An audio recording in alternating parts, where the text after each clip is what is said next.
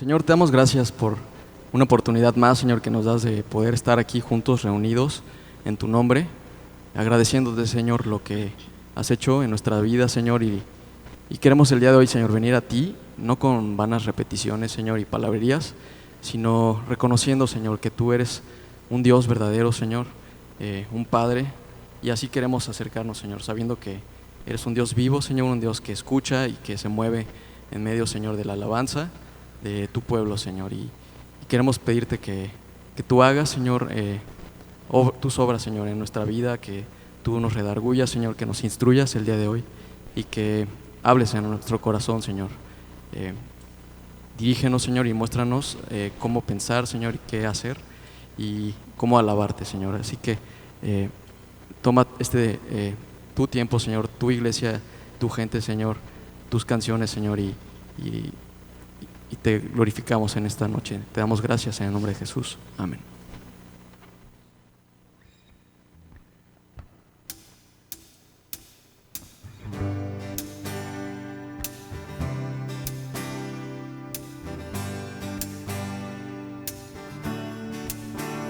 Tu amor, Señor,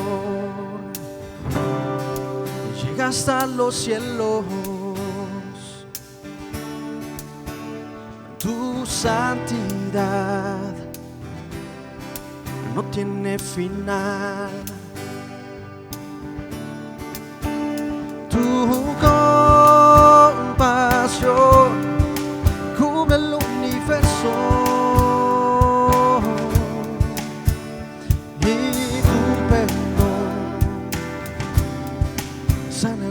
Una vez más. Tu amor, Señor, llega hasta los cielos. Tu santidad no tiene final. Tu compasión cubre el universo. Y tu perdón sana el corazón. Yo levantaré mi voz para adorarte y me refugiaré en tus brazos, oh Señor. Tu amor, Señor, llega hasta los cielos. Tu santidad no tiene final. Tu compasión cubre el universo. Y tu perdón sana el corazón. Yo levantaré mi voz para adorarte y me refugiaré en tus brazos, oh Señor. Yo levantaré mi voz para adorarte y me refugiaré en tus brazos, oh Señor. Tu amor, Señor, llega hasta los cielos.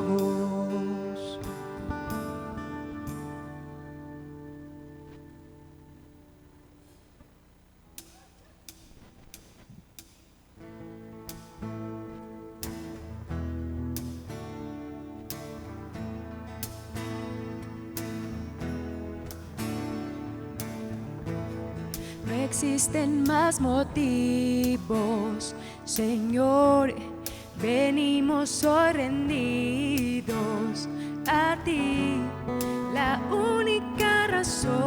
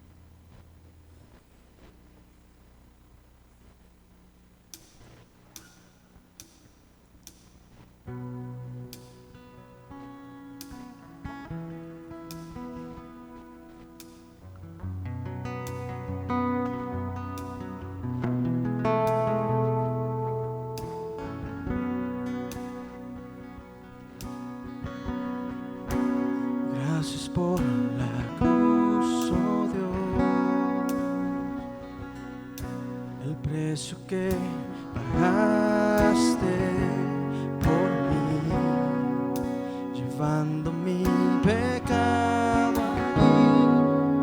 sublime amor, tu gracia me salvó. Gracias por tu amor, tus manos lavadas por mí, me has salvado, Señor. Conozco tu abrazo y tu perdón, altísimo Señor.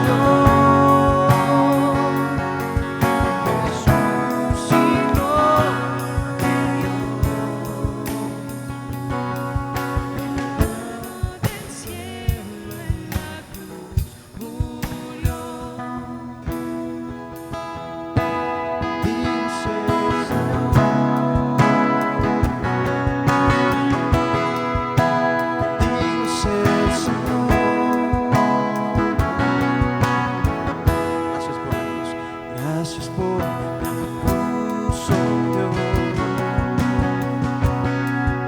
el precio que pagaste por mí, llevando mi pecado, sublime amor, tu gracia me salvó. Gracias por tu amor, tus manos lavadas por mí, me has lavado, Señor. Conozco tu abrazo y tu perdón,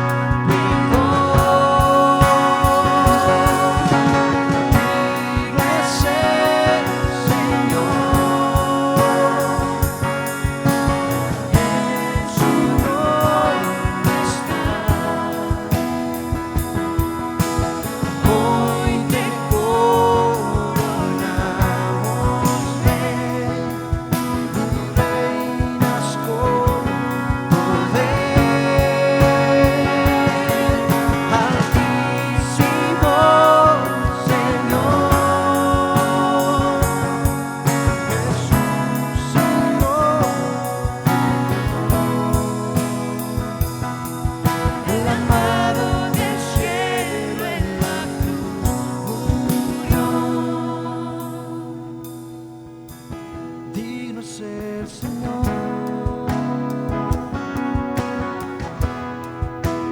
Digno es el Señor. Santo es el Señor.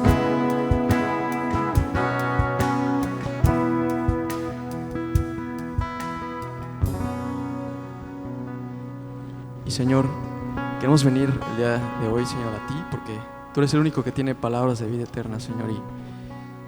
Y queremos ser como esos apóstoles, Señor, que al escuchar tu voz, al escuchar tu palabra, Señor, sus corazones ardían, Señor. Y queremos el día de hoy que tú nos regales eso, Señor, que tu Espíritu nos toque y que podamos atender a tu voz, Señor, y que tú nos renueves, Señor, y que nos transformes, Señor, a la imagen de tu Hijo Jesús. Te damos gracias en el nombre de Jesús. Amén. Puedes abrir tu Biblia, por favor, en Juan, el Evangelio de San Juan, capítulo 7, siguiendo después de cuando Jesús, en el último y gran día de la fiesta, que era la fiesta de tabernáculos, y al último, durante todo ese tiempo están recordando sus jornadas en el desierto.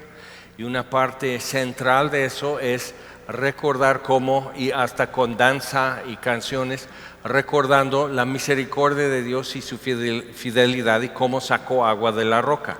Entonces Jesús, cuando dice esto, que si alguno tiene sed, venga a mí, beba, estaba refiriéndose a eso en el desierto, ellos recordando su historia, pero también lo conecta con una profecía en el libro de Ezequiel, que del interior del templo habrá un río que empieza a brotar junto al altar y pasa debajo de la puerta y al valle, y va siguiendo la barranca hasta la cuenca del río Jordán. Se une el agua con el río Jordán, y esa agua, cuando llega al mar Muerto, sana el agua, que está súper salado.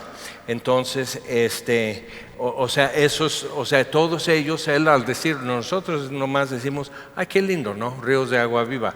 Pero todos ellos en la plaza del templo, en la fiesta, y él como que interrumpe todo lo que están haciendo. Entonces imagina que alguien interrumpiera honores a la bandera o algo así, y que simplemente dijera, ¿cuándo están diciendo eso? ¿Saben lo que están diciendo?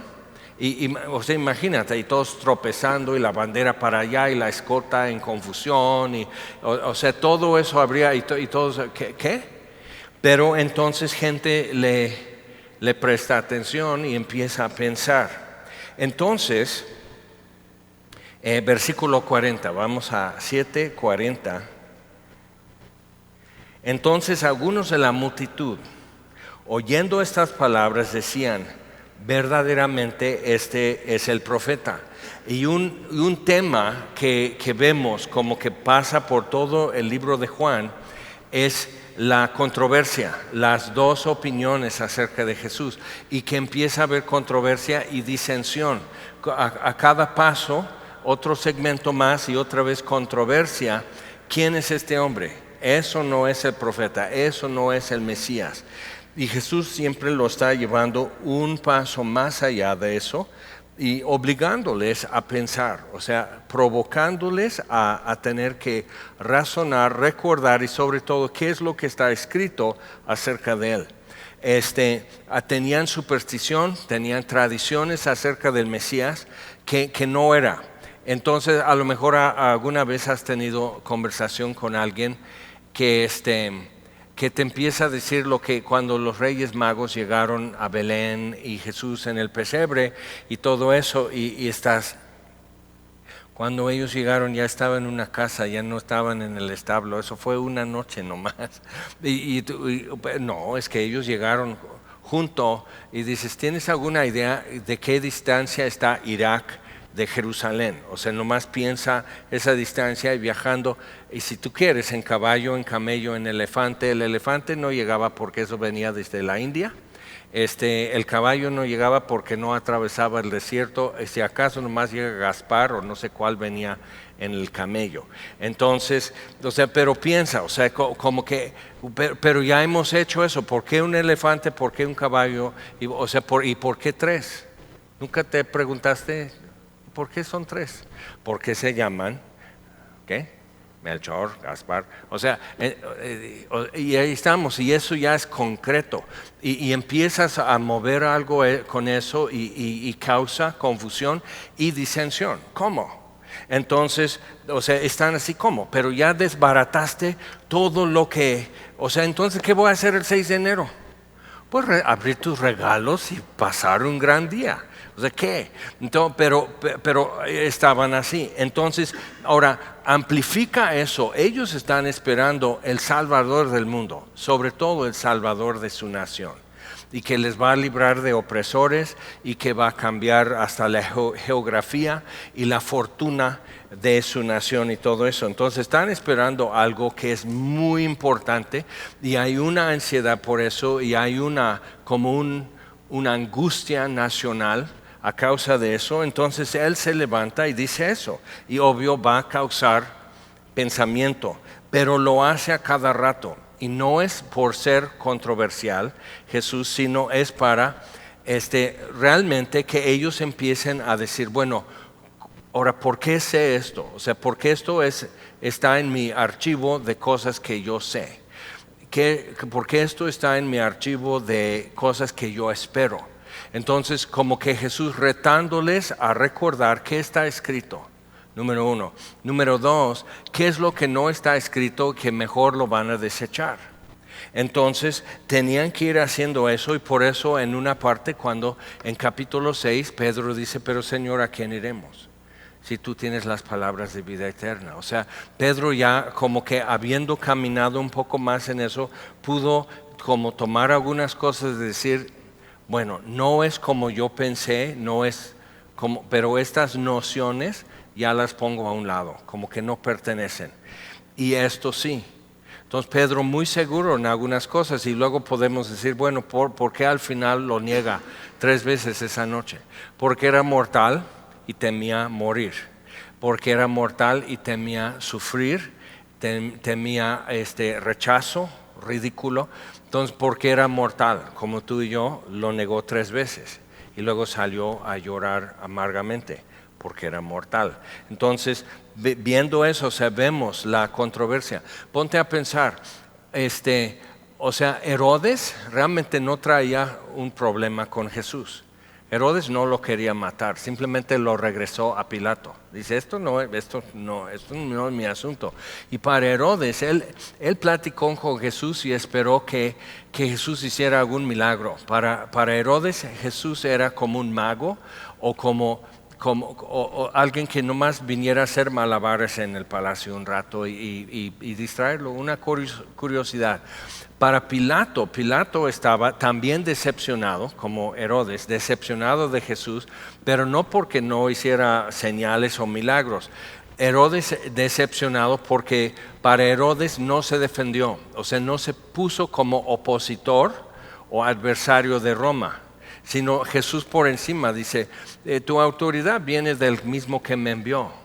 Yo estoy haciendo su voluntad y fíjate, Poncio Pilato, tú también. Entonces Pilato tuvo miedo con eso, pero decepcionado de Jesús. Y entonces cuando en esa conversación Pilato igual, o sea, él toma la decisión de sentenciar a Jesús a muerte, no porque le traía enemistad como los fariseos o sacerdotes, sino porque pues ya era necesario. Mi función como gobernador de Judea es mantener orden y si va a haber desorden por este hombre, mejor, pues ya, lo quito. Pero ni siquiera con una convicción y ni siquiera era su preferencia, pero sí estaba decepcionado con Jesús. Ahora, estos son 2, pero realmente entre las multitudes, piensa, ¿cuántos pudieron tener como una conversación de controversia con Jesús? ¿Y cuántos entre los que simplemente pusieron suficiente atención llegaron a tomar una decisión, como en el caso de Zaqueo, el cobrador de impuestos, Lucas 19? O sea, que en todo eso que está pasando, él queriendo saber más quién es Jesús, Jesús se invita a quedar en casa de Zaqueo y en la comida, o sea, todavía van a dormir y van a desayunar y todo eso, pero en la comida, llegando a casa de Zaqueo, para entonces, o sea, ¿qué estamos hablando? 2 horas. Zaqueo ya llegó a conclusiones y dice, voy a hacer esto. O sea, ya todo cambia para mí, mi postura, mi rumbo, todo está cambiando. Entonces, y eso fue controversial porque muchos criticaron a Jesús por ir a quedarse en casa de Zaqueo. Entonces, todo así, ¿qué tal la mujer que vino a llorar a los pies de Jesús y a enjugar con sus cabellos sus lágrimas? Y dices, eso está raro, Jesús. Y el fariseo que lo invitó a comer está, bueno, yo creo que no es profeta, porque si fuera profeta sabría qué clase de mujer le está tocando.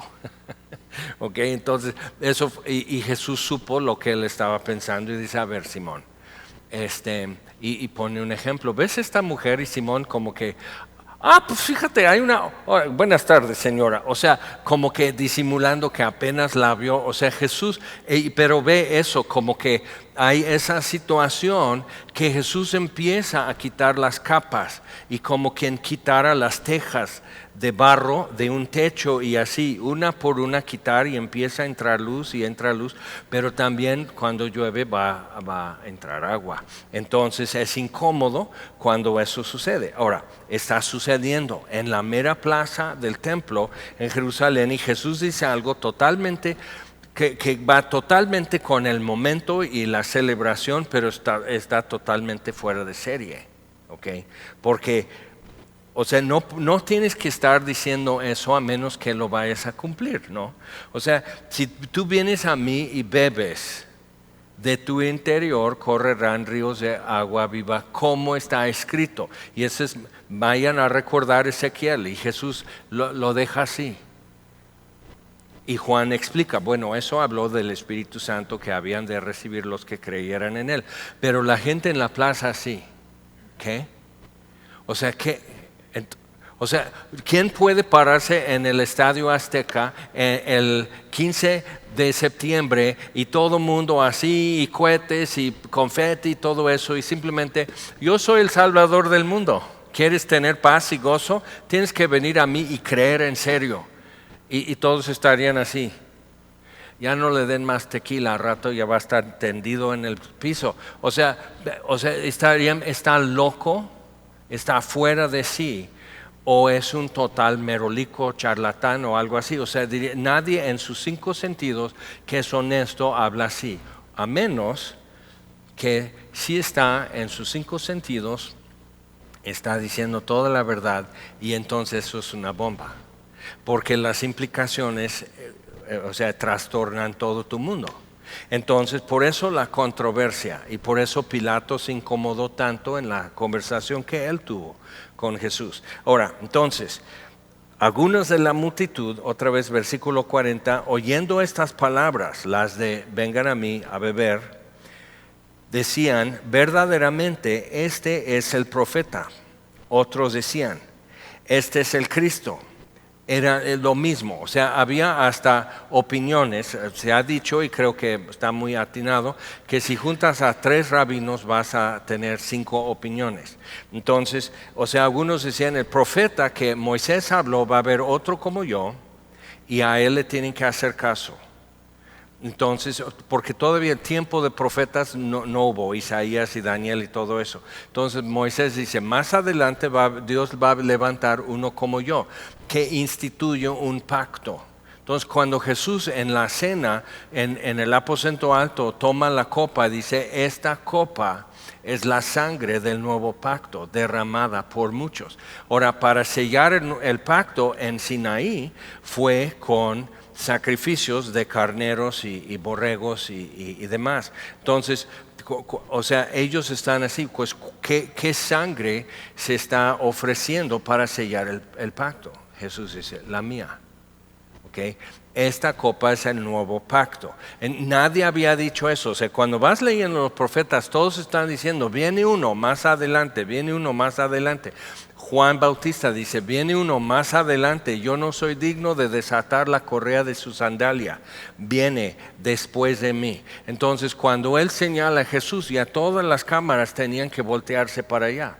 Y estando ahí, Jesús dice esto, vengan a mí a beber, si tienes sed, ven. Entonces, están así, pero este es el Cristo.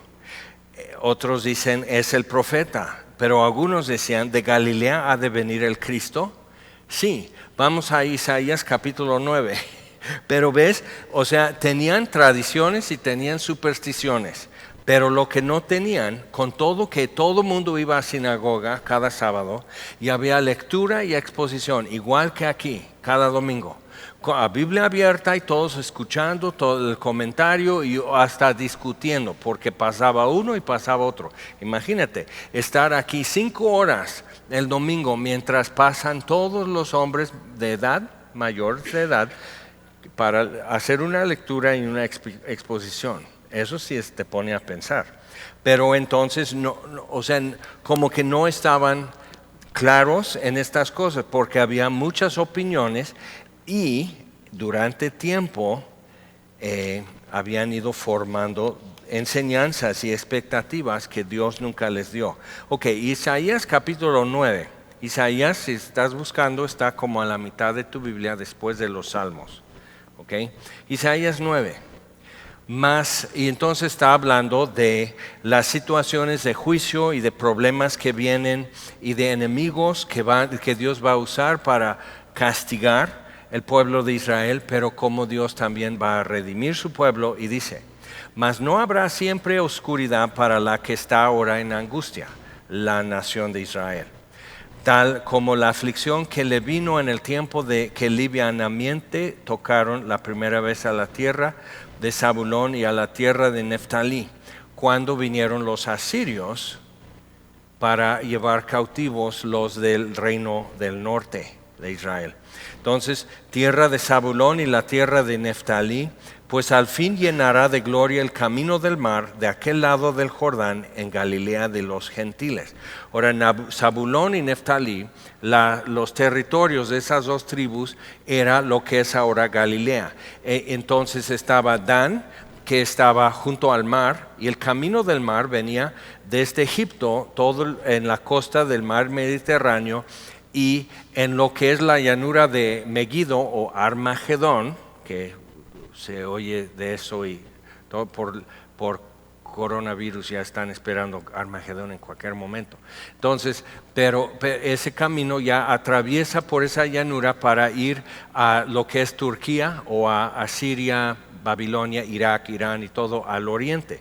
Entonces, y es el único paso por las montañas de Galilea y todo eso. Entonces, y todas las caravanas, cuando Pedro da su confesión, cuando Jesús dice, ¿ustedes quién dicen que soy? Pedro dice, tú eres el Cristo, tú eres el Mesías, el Hijo del Dios viviente. Y estaban en Cesarea Filipos, que era la ciudad romana en ese camino. Y entonces era camino de gentiles, y en Galilea es donde fue revelada la gloria de Jesús. Sus mayores milagros y la gran parte de sus milagros fueron hechos en Galilea. Entonces, cuando vimos la multiplicación del pan, capítulo 6, Galilea. Entonces, o sea, desde el principio en Caná, cuando cambió el agua en vino, cuando calmó la tempestad, todo eso está sucediendo en el mar de Galilea y las montañas de Galilea. Entonces, dice, al fin llenará de gloria el camino del mar de aquel lado del Jordán en Galilea de los gentiles. El pueblo que andaba en tinieblas vio gran luz. Los que moraban en tierra de sombra de muerte, luz resplandeció sobre ellos. Multiplicaste la gente y aumentaste la alegría. Ahora, el abuelo de Gamaliel fue el maestro de Saulo de Tarso, que fue después llamado Pablo, el apóstol. Entonces, su abuelo fue el rabino más importante, más famoso para los judíos hasta el día de hoy. Y tienen un buen de rabinos famosos e importantes. Entonces, ese es el más todavía. Entonces, él leyendo esto vio que la región de Galilea estaba despoblada, no había nada. Por guerras y muchas razones no vivía gente. Entonces, cuando Roma tomó control de todo eso, después de Grecia y después de guerras y Julio César y todo eso, y tomaron control de eso, ¿te acuerdas de Cleopatra y Egipto? Todo eso. Cleopatra no era egipcia, sino griega, descendiente de uno de los generales de Alejandro Magno. Entonces el norte de África, Egipto, Libia y todo eso, realmente hablaban griego y la cultura ya era griega, no egipcia. Entonces eso de que le ponen así con Retiarto Rimmel y su áspid como, no era esto. Pero Elizabeth Taylor se veía muy bonita en la película. Entonces, pues es que viste la película, entonces ya sabes cómo fue. Pero entonces, o sea, toda esa región ya era bajo control de Alejandro Magno. Él muere, sus generales dividen en 4 partes todo lo que era el imperio griego. Cuando Roma toma eso, no puede más con Persia. Entonces, el río Jordán es la frontera. Entonces necesitan como un filtro, como una barrera de gente entre Persia y el mar, porque si llegan al mar ya hacen barcos y la invasión. Okay, entonces, por estrategia necesitaban poblar Galilea y ponen las 10 ciudades en las alturas de Golán. Entonces, cuando el gadareno, ese era gentil, de las 10 ciudades, Gadara era una. Entonces, igual, necesitaban greco-romanos leales a Roma, no leales a Persia, porque los judíos eran muy leales a Persia porque les fue bien. Y Roma era muy opresiva para ellos. Entonces querían como una mezcla y estratégicamente, entonces entiendes un poco por qué estaba Poncio Pilato en Jerusalén en la semana de la Pascua, porque normalmente es cuando iba a haber un alboroto. Así. que nada más en la toma de poder, cuando él entra en Jerusalén, porque traían su estandarte, que traía una águila así en la cabeza para la bandera y así, hicieron un alboroto, porque trae una imagen a la ciudad santa. Entonces un alboroto y Poncio Pilato así. Y entonces tener que estar un mes de guardia en Jerusalén para los romanos era pésimo, porque no decían, ay, es la ciudad de gran Dios, sino, no, es un convento, nadie sonríe, todos nos odian, todos nos avientan una piedra y cuando te volteas todos están así barriendo y solo ves una viejita y ella no fue. Lo que no sabes es lo que tiene su canasta, pero bueno. Entonces están con eso y es conflictivo. Entonces Roma dice, ok, necesitamos abrir esto y que vayan a poblar. Quien vaya que afincar, a formar pueblos y aldeas y comunidades, Capernaum es el pueblo de Nahum. Eso es lo que significa. Capernaum es el pueblo de Nahum. Entonces, toda esta zona, Nazaret y todo, realmente tenían, por mucho cuando nace Jesús, 2 generaciones viviendo ahí, quizás 3. Entonces, Gamaliel dice, hay que ir. Nuestro pueblo, no nada más los gentiles que están trayendo para hacer Decápolis, las 10 ciudades así, sino nosotros tenemos que ir allá porque, dice, es tierra de Zabulón y Neftalí y nosotros tenemos que estar ahí cuando llega el Mesías. Entonces José y muchos otros por eso estaban viviendo en pobreza realmente, porque Roma dice no pagan impuestos. Cuando fue el censo fue porque Augusto César toma poder como emperador y dice, ok, vamos a hacer un censo y ahora van a pagar impuestos. Pues, lo de siempre, o sea, te dan amnistía, ahora sí vamos a nacionalizar todas las camionetas extranjeras. ¿Y qué hacen? Van a la frontera y traen 5,000 más cada estado de la república. Entonces, ahora sí van a pagar impuestos, pero ya estaban establecidos, ya tenían negocios, ya tenían cosechas, ingresos y demás. Entonces, cuando llega Jesús, imagínate, está abriendo ojos de ciegos, está sanando leprosos, está sanando sordos, otros enfermos, sana a la suegra de Pedro, calma la tempestad, multiplica el pan y la gente está así.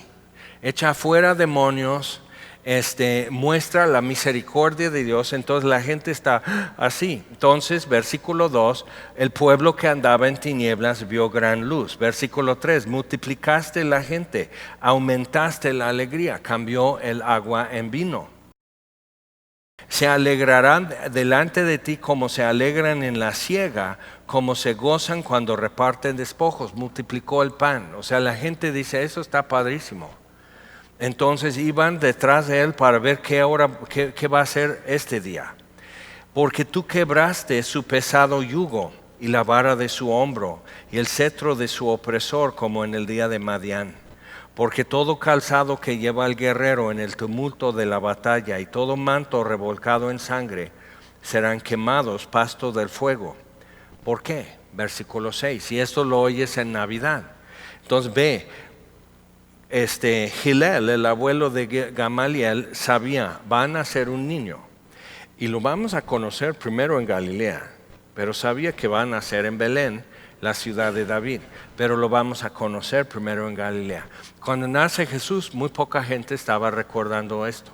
Mucho depende en si vives tu vida muy cerca a la palabra de Dios. Cuando empiezan a suceder cosas importantes, te das cuenta. Esto es importante, estamos en una encrucijada. Esto ya es un parteaguas. Dice, versículo 6, porque un niño nos es nacido, hijo nos es dado, y el principado sobre su hombro, y se llamará su nombre admirable, consejero, Dios fuerte, Padre eterno, príncipe de paz.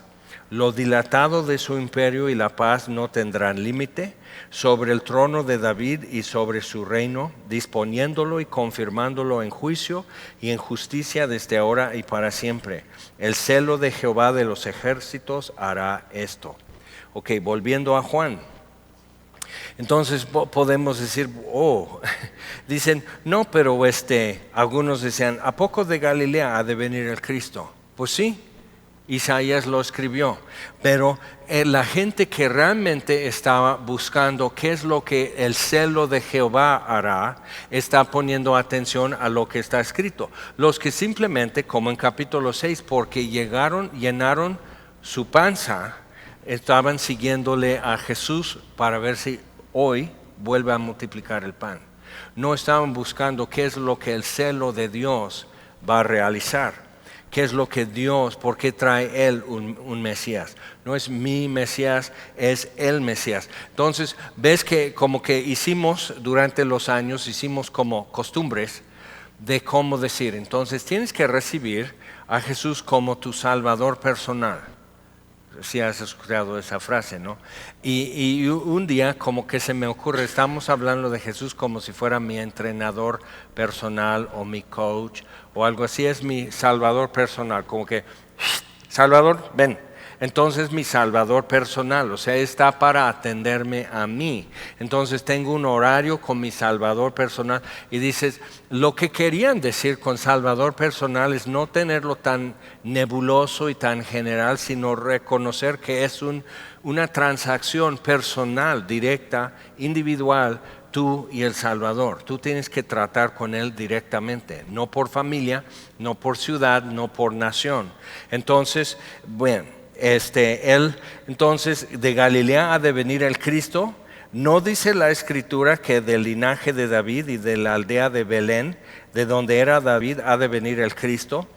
Ajá, y todo eso pasó. O sea, cuando llegan los magos a Jerusalén, preguntan a Herodes, ¿dónde está el rey de los judíos? Y Herodes está, pues yo soy el rey de judíos. No, el que apenas nació. Y Herodes, no. Entonces él disimulando, entonces pregunta a los escribas, dice, ¿dónde va a nacer el rey de los judíos? Herodes ni era judío. Entonces, ¿dónde va a nacer? Y ellos dicen, no, pues en Miqueas 5:2 dice en Belén de Judea, la ciudad de David. Por eso fue y mandó soldados a matar a todos los bebés en Belén y alrededor, Herodes. Entonces, bien, o sea, la controversia empezó desde que nació.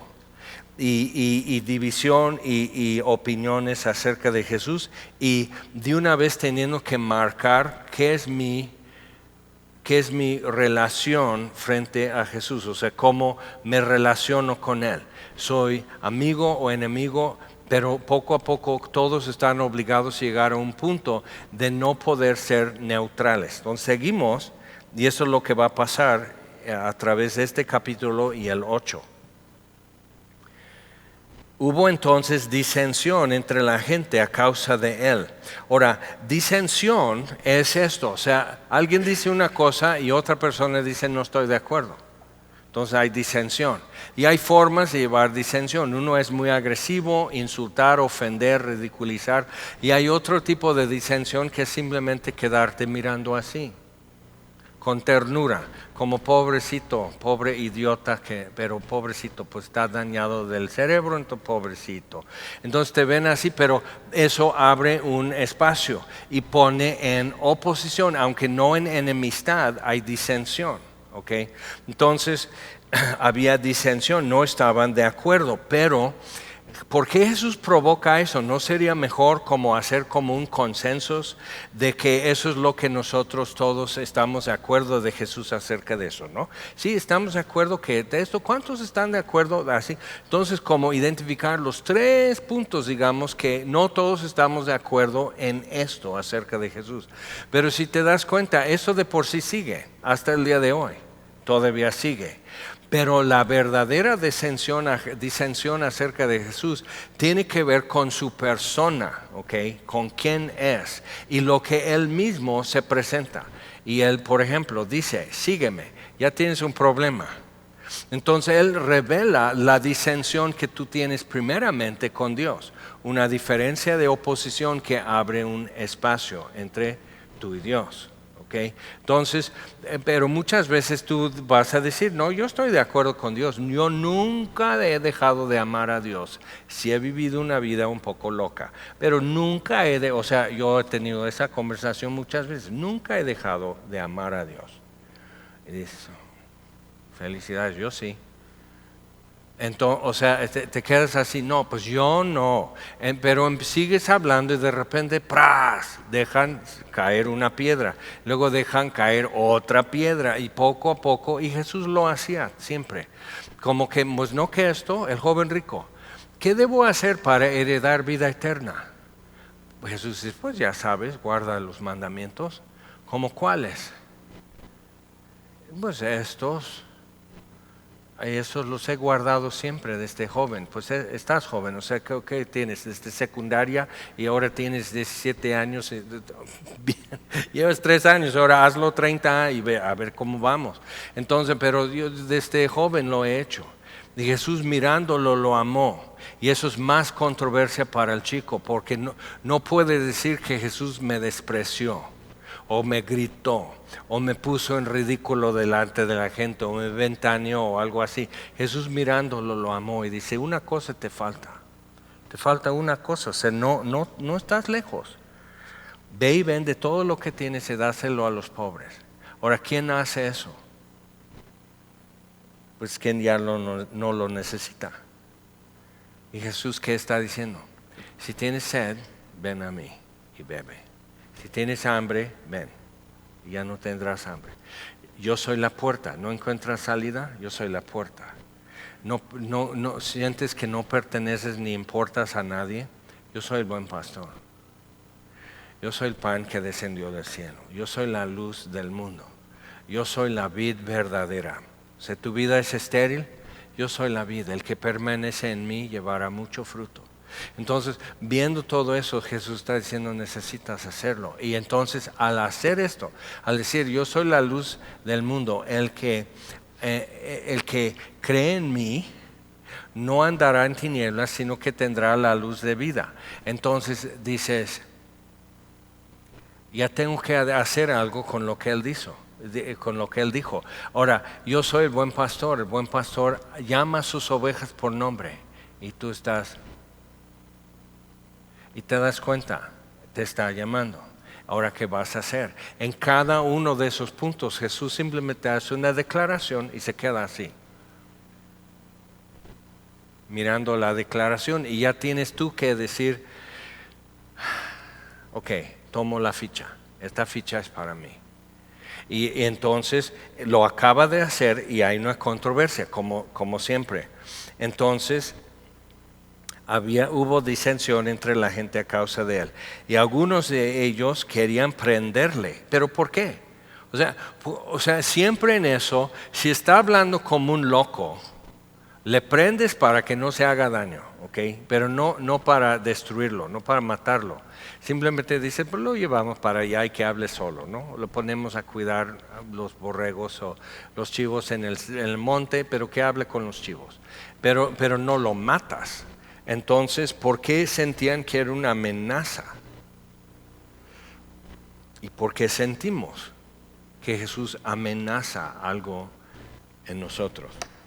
Versículo 45. Los alguaciles, esos no son romanos, esos son los soldados del templo.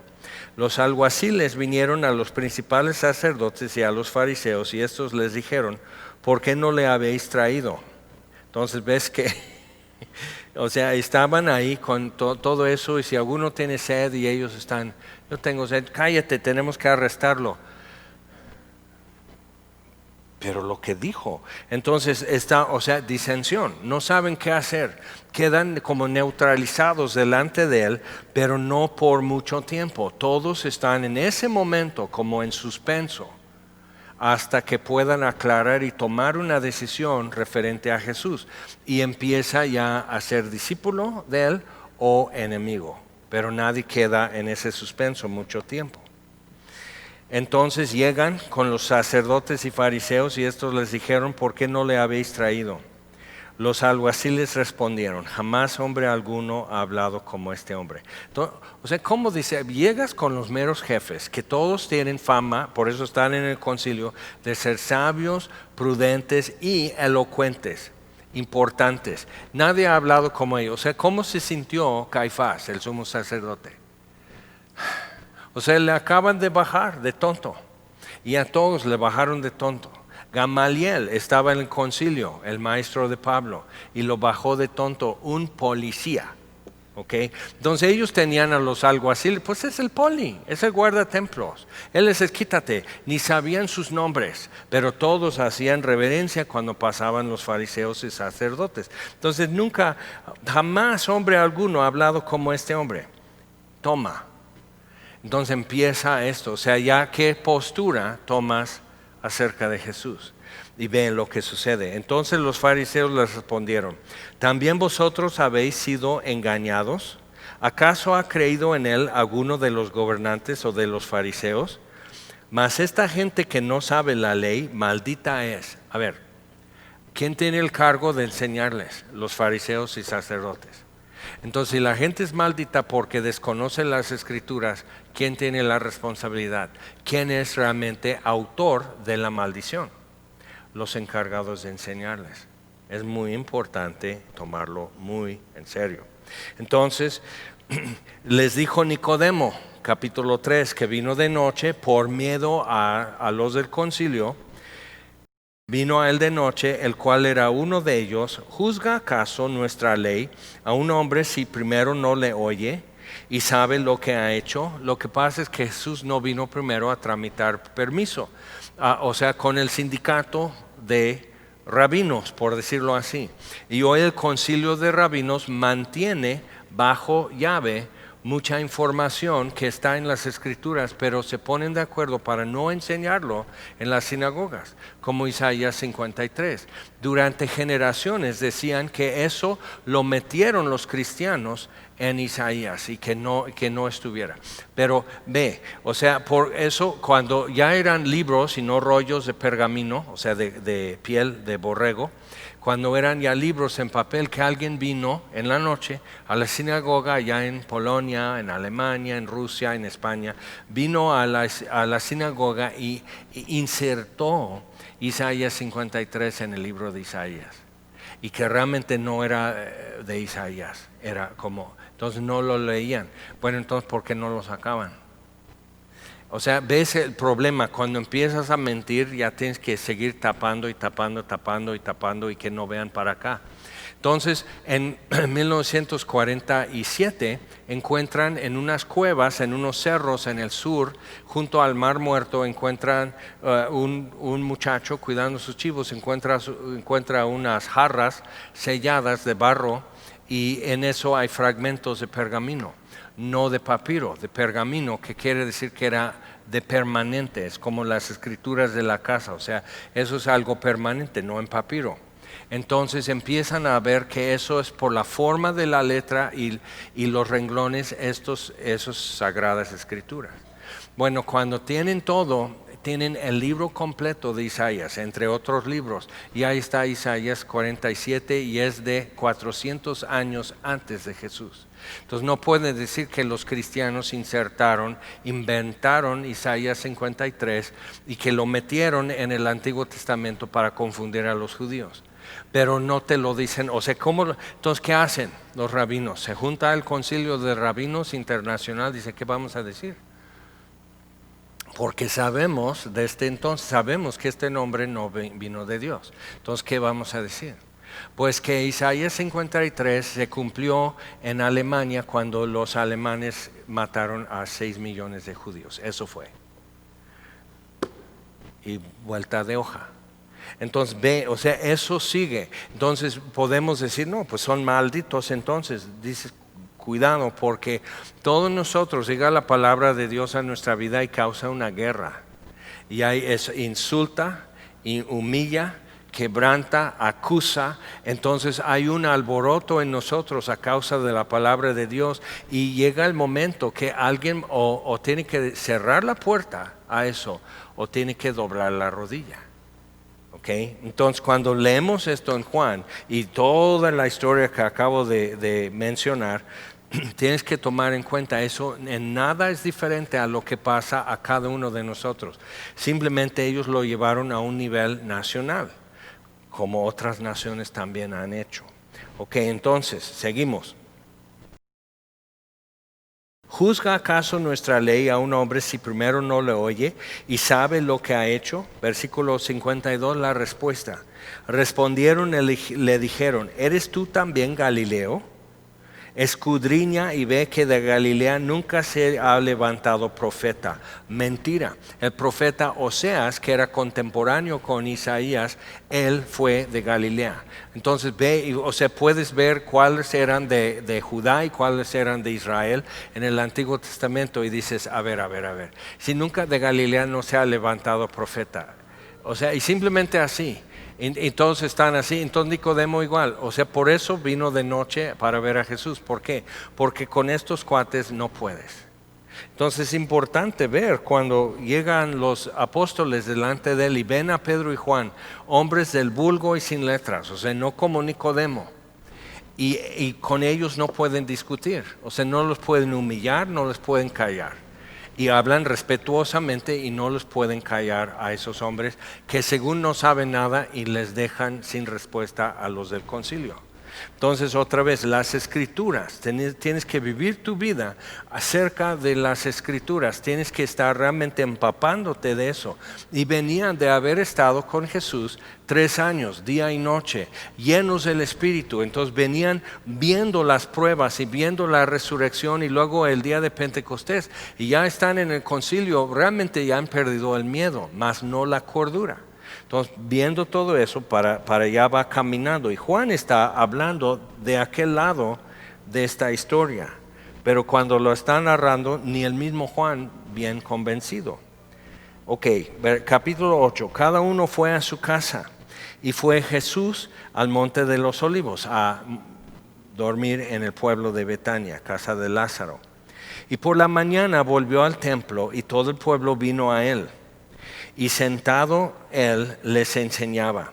Entonces había disensión en el pueblo, capítulo 7, cada uno va a su casa, aquí se rompió una taza, entonces regresa Jesús al otro día, así está enseñando, es todavía, ya la fiesta de tabernáculos está terminando, el último día fue capítulo 7, capítulo 8 es el día siguiente, entonces, y él sigue enseñando, está en una temporada, enseñando en el templo cada día.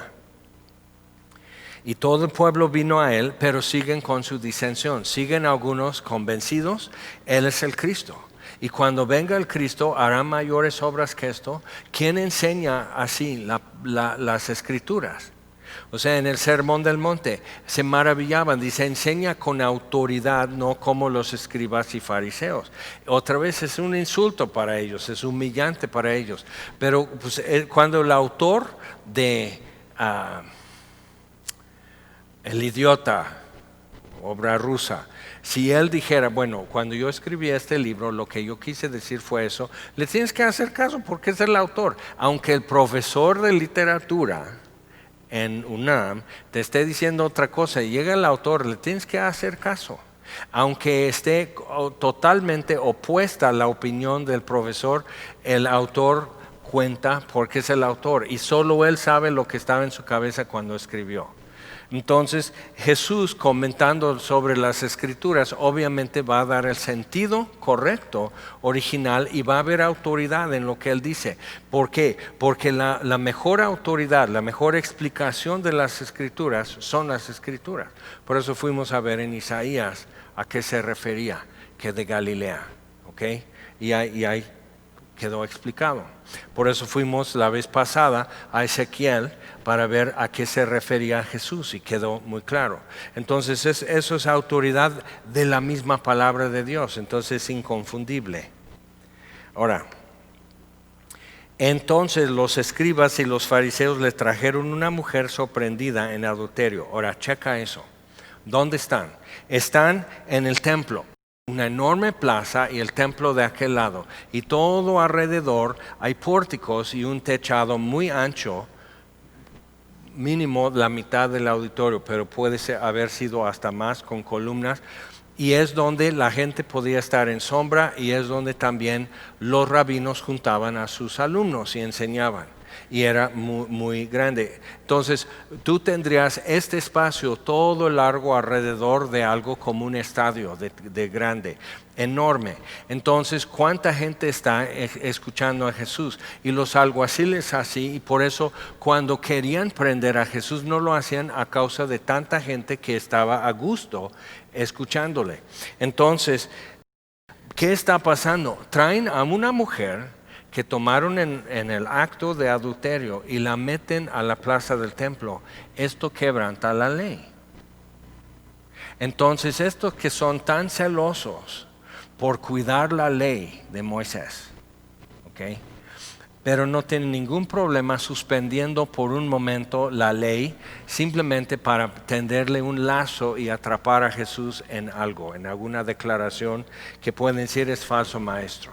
¿Okay? Entonces, para que tú veas dónde están con eso. Cuando tú ves la pasión de Jesús, están en la calle cuando traen a esa mujer ante Jesús. ¿Te acuerdas? Y ahí está toda mugrosa, bella aún con toda la mugre, pero ya está así humillada y mirando a Jesús. Pero están en la calle. Pero él está en el templo y le traen, no le dicen a ver Jesús, salte aquí a la calle afuera, queremos enseñarte algo.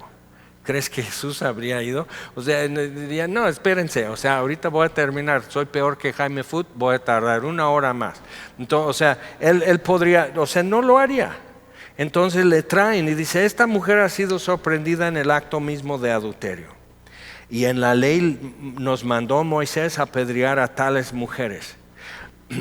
Sí, pero no. Y eso es típico, eso es lo que hizo el diablo en la tentación. Bueno, escrito está, pero lo hace parcialmente y torcido. Entonces, en la ley dice, irremisiblemente han de morir los dos. No tales mujeres. ¿Y el hombre dónde está? O sea, ¿cómo pueden decir que es adúltera si no aparece el hombre? Eso no es su marido. No, pero es que eso no es. Y 2 o 3 testigos. No más tampoco. ¿Por qué no más testigos? Porque eso otra vez ya es un motín. Ya nomás se están linchando. Cuando todo el pueblo sabe que es culpable, cuidado con eso. En un pueblo fuera de Tehuacán hace, yo creo que tiene como 10 años ahora, por puro rumoreo, estaban 2 jóvenes, estaban tomando encuestas, creo de Electra o algo así, y los lincharon porque decidieron en el pueblo y no estamos hablando de un pueblito y de analfabetos, pero simplemente por el rumoreo. Así es el Valle de Tehuacán, o sea, aunque está escrito así, el rumor pesa y las letras de un rumor son negras y de este tamaño. Entonces, y los quemaron, o sea, los quemaron a esos 2 muchachos, aún con su credencial diciendo nosotros estamos, no, y así, y con el furor de eso, que están robando niños. ¿Cómo? ¿Y pruebas? No, es que ya lo sabemos, no necesitamos pruebas. Entonces, qué miedo con algo así. Entonces, eso es lo que viene. Traen a esta mujer, es una gran oportunidad. ¿Fueron a provocar la situación? Probablemente no, pero sucede, dice, vamos con Jesús. ¿Y quién es el hombre? ¿Por qué no lo traen? Y eso queda así en suspenso. ¿Por qué no trajeron el hombre? Y puede ser que lo conocían, puede ser que fue más ágil y saltó por la ventana o algo así. Hay 20 razones por qué no lo trajeron, pero si no lo traen es ilegal proceder más. O sea, tiene que ponerlo en pausa hasta no manejar jurídicamente, bíblicamente el caso. ¿Y dónde están los testigos? Porque tenían que dar identificación, como los testigos en una boda civil o en una acta de nacimiento, tienen que verificar su identidad, los testigos que verifican la identidad del bebé que se está registrando, por decir. Entonces, ¿quiénes son los testigos? Por eso cuando lees después en Hechos que Saulo, un joven llamado Saulo, cuidó las túnicas de los que apedrearon. Ellos apedreando nos quitan la túnica, ¿por qué? Para no salpicarse de sangre. Entonces hay un lugar que es un bajón, le empujan a la persona, si no muere en la caída, en el hoyo, entonces ya le ponen una, y no es nada más así como, tienen que hacer así, la ley marcaba así, un alboroto no, entonces así, y si no muere, entonces van otro, y los testigos tienen que tirar primero. Entonces no tenías que ir a acusar, yo sé que es culpable, y yo como pastor he tenido casos feroces en la iglesia de acusaciones. A ver, y los testigos, y de repente nadie es testigo. ¿Por qué? Porque voy a decir y tú tienes que decir delante de otros y te tienen que poder contradecir. O sea, tenemos que checar eso porque la acusación es muy seria. Y de repente es interesante cuánta gente no sabe nada. Bueno, es que me dijeron, pues ¿quién te dijo? No lo puedo decir, pero puedes hablar de esta persona, pero no puedes decir quién te lo dijo. A ver, no estés cuidando una integridad y rompiendo otra. Reputaciones de todos, cada uno su reputación le importa, ¿no? Entonces, o sea, ¿cómo? Entonces, esto se tenía que hacer de cierto modo. ¿Por qué? Porque somos mortales y llevados por un furor y por rumores podemos cometer cosas atroces en el nombre de Dios y de justicia. Entonces, se tenía que hacer fríamente y tenía que romper tu corazón. O sea, el proceso jurídico de tener que ejecutar a un malhechor tenía que romper el corazón de los testigos y de toda la comunidad. Todos tenían que decir, ¿cómo sucedió esto aquí? Entonces, ¿están rotos sus corazones? No, están hasta alegres porque se presentó una oportunidad para poder como manchar o destruir la reputación de Jesús. Esta mujer ha sido sorprendida en el acto mismo de adulterio. Y en la ley nos mandó Moisés, nos mandó Dios, pero ¿ves? O sea, cómo empieza la cosa a perder autoridad, perder reverencia. Invocaban a Moisés para no decir Dios, porque eran tan santos que no tenían que decir el nombre de Dios, simplemente decir el nombre, o sea, Hashem, su nombre. Entonces, pues el nombre, y estamos aquí en el nombre del nombre. Y dices, ¿por qué son así? ¿Qué payasos? Eso no es reverencia. Entonces estaban con todo eso, pues Moisés nos mandó a apedrear a tales mujeres y a tales hombres. ¿Tú pues qué dices? Para ver si él contradecía a Moisés y ya lo podían descreditar o hasta apedrearle a él. Mas esto decían tentándole para poder acusarle. Pero Jesús, inclinado hacia el suelo, escribía en tierra con el dedo. Y nadie sabe más que ellos lo que escribía. Y se supone que algo escribía que ellos podían leer. Entonces hay suposiciones. Una es que estaba diciendo el nombre de cada uno y su pecado secreto. Eso sería terrible, terrible. O sea, nomás estás así. O sea, ya te vas yendo. Pero otro podía ser que simplemente está lo que ellos citaron, Jesús lo está escribiendo en tierra. ¿Qué es exactamente lo que ha de decir? 2 o 3 testigos, su mano, los que acusan tienen que ser testigos. No pueden acusar y otros dicen sí, yo lo vi. No, el que es testigo tiene que acusar. Si no va a acusar, si no está convencido, yo lo vi. No es que oí un ruido y cuando vi pues ya estaba tirado sangrando. No, yo vi esto. Entonces es sorprendente cuánta gente sabe algo y no es testigo. Y por eso era muy importante lo que pasó con los cristianos. Porque sabían que Jesús vive, sabían que Jesús resucitó y no lo iban a negar. Y les torturaban y no lo negaban. Eso es ¿por qué? Porque soy testigo de que Jesús vive. Entonces es muy importante ver la forma en que se manejaban esas cosas correctamente. Tenía mucho peso el testimonio. Entonces Jesús, inclinado hacia el suelo, escribía en tierra con el dedo. Y como insistieran en preguntarle, pero automáticamente empiezan a ver así. ¿Qué está escribiendo? Y no sabemos, pero hay 2 posibilidades que son lógicas. yo me inclino más porque él estaba simplemente escribiendo qué dice la ley, qué es lo que Moisés les mandó y qué es lo que Dios dice, así se tiene que llevar un caso así. Entonces, él por fin dice, el que de vosotros esté sin pecado, sea el primero en arrojar la piedra contra ella. Ahora, algunos dicen entonces, como yo no soy sin pecado, yo no juzgo a nadie. Eso no es lo que Jesús estaba enseñando. Jesús está diciendo, el que esté sin pecado tiene que ser el testigo. El testigo tiene que ser corroborado, tiene que ser verificado, tiene que comprobar su identidad y tienen que corroborar el testimonio. Entonces, ¿dónde estabas tú el 24 de junio en la noche? No, pues venía, pues en la noche, como a las 10 de la noche salía yo del cine. ¿Cuál cine?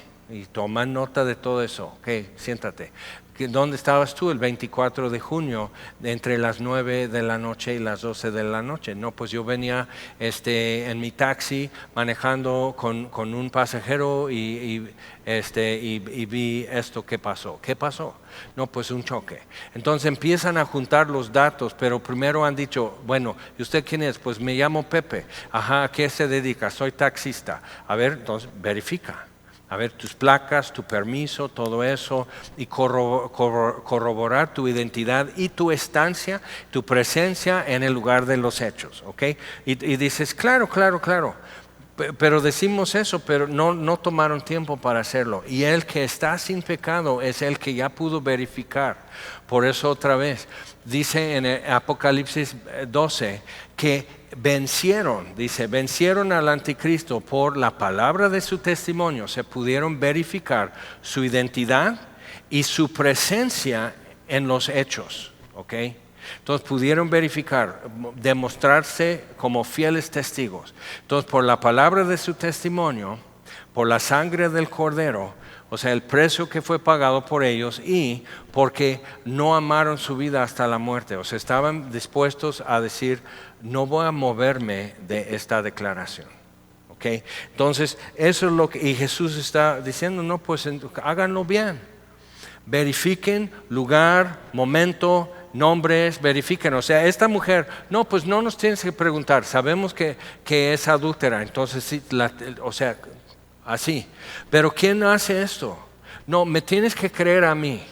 Es ahorita como va a haber elección en los Estados Unidos, el que era vicepresidente y quiere ser presidente, le están preguntando, ¿vas a hacer esto si ganas? Dice, tengo que ganar la elección para que les diga. ¿Crees? O sea, imagínate, vas a una agencia Ford o algo así. Este coche es muy caro, el mantenimiento. Tienes que comprarlo para saber. Dices, voy a Suzuki, voy a Toyota, voy a Volkswagen. O sea, no, gracias. O sea, ya con eso ya no pierdo tiempo aquí. Pero, o sea, piensa. No, nosotros sabemos que es adúltera. Ah, bueno, entonces, háganlo. Pero entonces lo que pasa es que si es una falsa acusación, te van a hacer lo que tú querías que le hicieran. Entonces tú falsamente acusas a alguien de adulterio y como pastor he tenido casos que le están acusando de algo así, digo, ¿estás de acuerdo? Que si demostramos que no es cierto, te excomulgamos porque eso es lo que tú quieres, que excomulguemos a este hombre. Okay, que lo saquemos de la iglesia. Entonces, si demostramos que no es culpable, tú te vas, ¿de acuerdo? No, pues realmente yo no sé nada, nomás me dijeron. Ah, bueno, entonces toma tu maleta, tu mochila. O sea, ¿cómo? Y nos estás haciendo perder tiempo y estás manchando reputaciones. Entonces, ¿qué pasó con esta mujer? ¿Tú crees que fácilmente fuera cierto, que probablemente fue cierto? ¿Qué reputación va a tener? ¿Qué esperanza, aunque cambie, qué esperanza va a tener? E inclinándose de nuevo hacia el suelo, siguió escribiendo en tierra. Pero ellos al oír esto, acusados por su conciencia, salían uno a uno, comenzando desde los más viejos hasta los postreros, y quedó solo Jesús y la mujer que estaba en medio. Enderezándose Jesús, imagínate, y toda la multitud así, con sus pepitas. Pero no, ya los enfrió, pero les dejó así, helados. Y entonces todos están así esperando, ¿qué va a suceder? Porque sí interesa, ¿no? O sea, todos dicen, ok, esto es un pecado grave, flamante, ya hecho público, ¿qué va a hacer Jesús? Si interesa, dices, no, pues no, quizás no porque sea parte de mi expediente, pero si algún día fuera parte, me interesa saber que, o sea, este hombre me interesa. Acaba de decir ayer, si alguno tiene sed, venga a mí, beba, y así, a ríos de agua viva, y como está escrito, y están, no, pues yo creo que es el Cristo, y ahora pasa esto, dices, a mí me interesa saber si Él es el Mesías, si Él es el que hemos esperado ya milenios. Sí me interesa saber qué va a hacer en un caso así, porque esto sucede. Eso puede ser lo más crítico que sucede en la vida de alguien y todo cambia. Enderezándose Jesús, no viendo a nadie sino a la mujer, le dijo, mujer, ¿dónde están los que te acusaban? Ninguno te condenó, pero ves, los que le acusaban, no dice dónde están los testigos, dice dónde están los que te acusaban. Ninguno te condenó porque no presentaron testigos. O sea, piensa, si hubieran traído testigos, si hubieran traído el hombre, todo bien, ¿qué haría Jesús? Pero no sucedió, entonces no tenemos, pero no, pues Jesús le deja ir a la mujer. ¿Por qué? ¿Quién escribió la ley? ¿Quién dio la ley? Jesús, a Moisés, Monte Sinaí. Entonces, pero ve, ¿qué es lo? Jesús pudo hacer esto. Esta vez la libraste. ¿Por qué? Porque estos idiotas no hicieron las cosas bien. Ni yo te condeno, vete y no peques más. Pero ¿por qué legalmente él podría decir, ni yo te condeno? Porque legalmente ya fue establecido, lo presentó para que lo verificaran. Juan Bautista, he aquí el Cordero de Dios que quita el pecado del mundo. Este es el sustituto que Dios pone. Por eso no es el Cordero de Jaime. Lo que yo traigo por mis pecados al altar en Jerusalén sería mi Cordero. Y yo cargo mi iniquidad en ese Cordero. Pero el Cordero de Dios es el que Él pone por el pecado del mundo, que quita el pecado del mundo. Entonces está establecido. Ahora nomás tienen que verificar que el Cordero es presentable, que es sin mancha, que es lo que pretende ser y que entonces lo que sigue es cargar en él el pecado del mundo, que es lo que Dios hizo. Entonces ninguno te condenó, ninguno, Señor. Imagínate. Ni yo te condeno, vete y no peques más. Y se levanta y toda la multitud está así. Fue a la prepa con mi hermana. O sea, todo el mundo se conoce. Entonces ve lo que es eso. Pero ella, cómo la trajeron y cómo se va. Y ellos que la trajeron, cómo se fueron. Entonces ve la controversia al estar frente a Jesús y cómo se resuelve. Lo resuelve Jesús. Una cosa te falta, dice al joven rico. Ve, vende todo lo que tienes, porque si me tienes a mí ya no necesitas nada. Vende todo lo que tienes, dáselo a los pobres, ellos lo necesitan. Tú me tienes a mí y sígueme. O sea, ¿qué está diciendo Jesús? No necesitas más, sígueme. Entonces resuelve la controversia en la vida de este joven, en la vida de esta mujer, en la vida de Nicodemo. Tienes que nacer de nuevo. Eso resuelve Nicodemo. Tienes que nacer del Espíritu. Eso lo resuelve. Bueno, ¿y qué? Pues entonces, ¿cómo lo resolvemos? ¿Qué es lo que Jesús contesta? Señor, te damos gracias esta noche por tu palabra. Y que podamos llevar estas palabras en los oídos y en el corazón. Ni yo te condeno, no porque no sea condenable o culpable, sino he aquí el Cordero de Dios que quita el pecado del mundo.